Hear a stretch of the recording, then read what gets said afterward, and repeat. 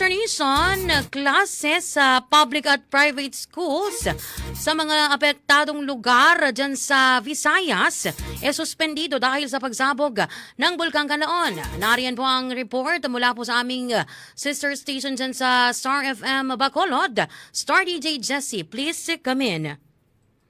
Patuloy ang epekto ng pagputok ng Bulkang Kalaon matapos ang naitalang moderate explosive eruption kahapon.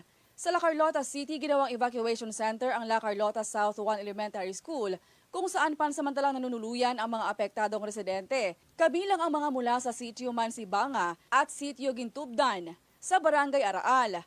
Nakaranas ng ashfall at sulfuric smell ang hindi bababa naman sa 24 na barangay sa iba't ibang bayan sa Negros Occidental, kabilang na ang La Carlota, Bago City, Hinigaran, Pontevedra at La Castillana, kung saan umabot na sa 30 pamilya o nasa 93 na individual ang voluntaryong umalis sa kanilang tahanan.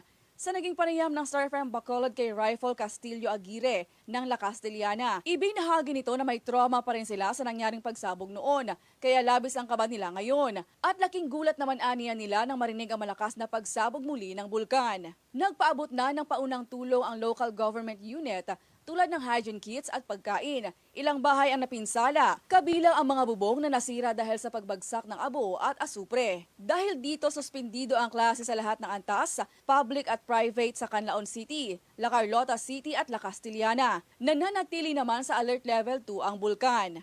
At yan ang balita mula dito sa Star FM Bacolod. Ito si Star DJ Jessie. And this is Bombo Radio Philippines, the #1 and most trusted source of news and information. Basta Radio, Bombo!